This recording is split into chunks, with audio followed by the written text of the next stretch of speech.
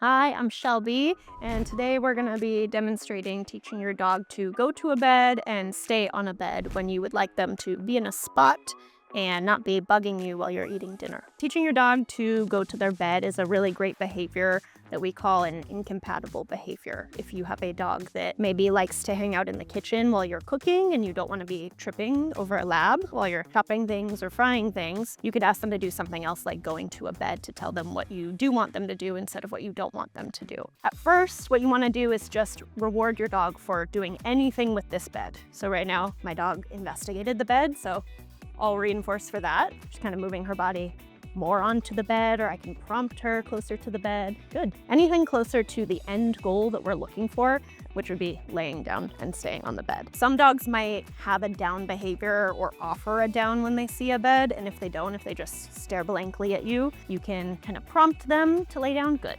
Or if they have a cue to lay down, you can also use that.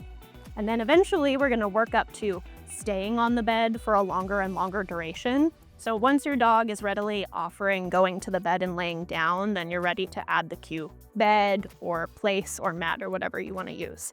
So I might cue bed. Yes, good girl. This is the easy part. The harder part that a lot of people struggle with is they want their dog to stay on the bed for the duration of the meal or while you're cooking your dinner or while guests are arriving. The key ingredient to this is you have to teach your dog when they're allowed to leave. I use the word free, and then she knows, okay, I can leave that spot. But until then, she should know she has to stay there until she's released. So I'll cue bed. Good girl.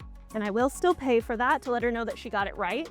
But I'm going to move around, go back into the kitchen, sit down at my table, and at first I want to keep it really easy and then go back and let her know, yep, that was right. I want you to stay there. We kind of want to push just close enough to where we think her limit is and catch her just before she breaks on her own. So I'm gonna release her with the word free and then make sure to pay her very well after that, because we want her to get rewarded, to get reinforced while she's on her bed.